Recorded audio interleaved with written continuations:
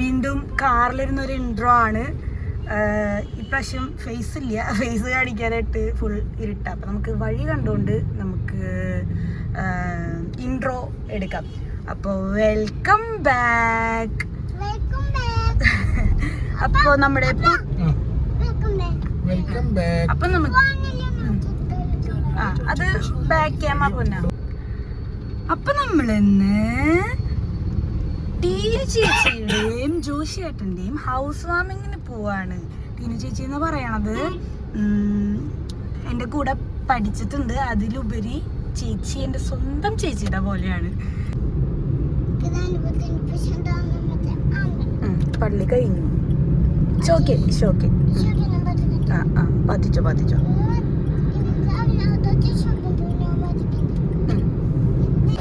നമ്മൾ ചേച്ചിക്ക് കൊടുക്കാൻ ചെറിയൊരു ഗിഫ്റ്റ് മേടിച്ചു. A token of love.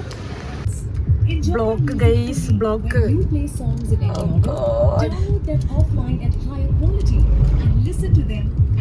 അമ്മ എൻ്റെ മോൾക്ക് കിപ്പൊക്കെ കുത്തി തരുന്നത് എൻ്റെ മോള് ഗുഗ്ഗലായിട്ട് ഇച്ചാൻ വേണ്ടിട്ടല്ലേ? വിഷമിക്കണ്ടാന്നാ? അങ്ങനെ പറഞ്ഞെങ്ങനെ ശരിയാവുക? ഒരു കിപ്പ് എവിടെയാ ഒരു കളഞ്ഞ്? നന്നായി. വെറുതെ പൈസ കൊടുത്ത് ക്ലിപ്പ് വാങ്ങിച്ച് കുത്തി തരിക, നീ എടുത്തുകൊണ്ട് കളയാല്ലേ? അമ്മക്ക് സങ്കടായി. ഞാൻ വിഷമിക്കും. വേണം, ഞാൻ കയ്യും. മതാ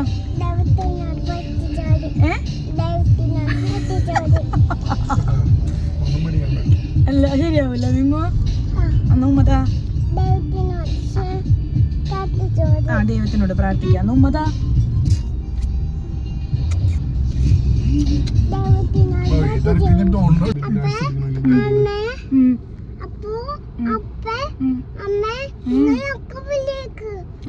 അപ്പ വിളിയേക്കപ്പേ അപ്പേ അമ്മേ വിളിയേക്കപ്പേ ചോക്കി ഉണ്ടോ?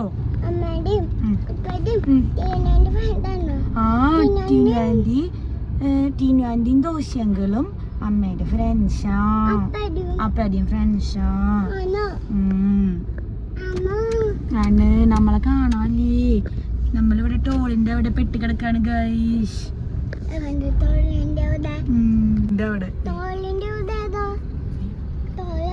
ഇതാണ് ടോള്. ടോളിന്റെ അവിടെ നമ്മൾ പെട്ടിക്കിടക്കാണ് ഗൈസ്. ടോള് കുത്താല നമുക്ക് പോവാൻ പറ്റുള്ളൂ. നിങ്ങൾക്ക് ഇങ്ങനെയുണ്ടോ ഗൈസ്? നമ്മള് വേഗം മൂവ് ചെയ്യുന്ന ലൈനിൽ കയറി നിൽക്കും, അവസാനം നമ്മൾ അവിടെ നിൽക്കും, മറ്റു ലൈനുകൾ പോകും. നിങ്ങൾക്ക് അങ്ങനത്തെ അവസ്ഥ ഉണ്ടാകുന്നുണ്ടോ? Comment below.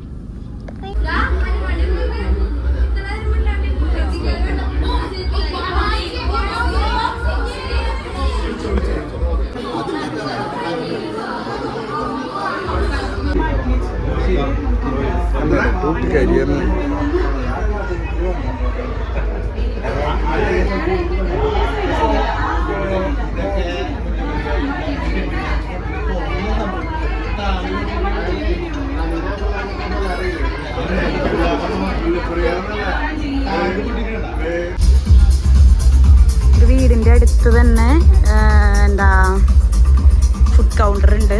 ഇവിടുന്ന് ഫുഡൊക്കെ കഴിക്കാം. ഫുഡ് ചെയ്യാം. ബെഞ്ഞങ്കിളുണ്ടല്ലോ.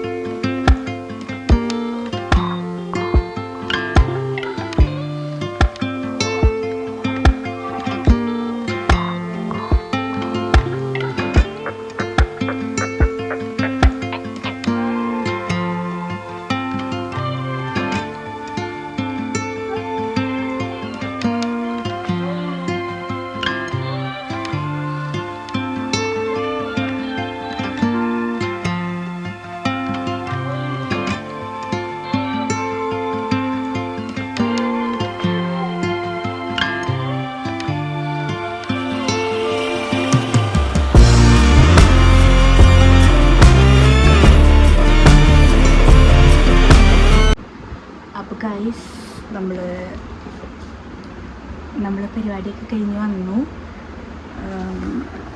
ഈ ടീനേജ് ചേച്ചി ഉണ്ടല്ലോ, ടീനേജ് ചേച്ചി എന്ന് പറയണത് നമുക്ക് ചില ഫ്രണ്ട്സ് ഉണ്ടാവുമല്ലോ, നമ്മൾ എപ്പോഴും കോണ്ടാക്റ്റ് ചെയ്യില്ല, അല്ലെങ്കിൽ നമ്മളിങ്ങനെ എപ്പോഴും വിളിച്ച് വിശേഷങ്ങൾ പറയുക, അല്ലെങ്കിൽ കണ്ടിന്യൂസ് ചാറ്റ് ചെയ്യുക, അല്ലെങ്കിൽ ഡെയിലി വിളിക്കുക, അങ്ങനത്തെ ഒരു ഫ്രണ്ടല്ല ടീനു ചേച്ചി എനിക്ക്.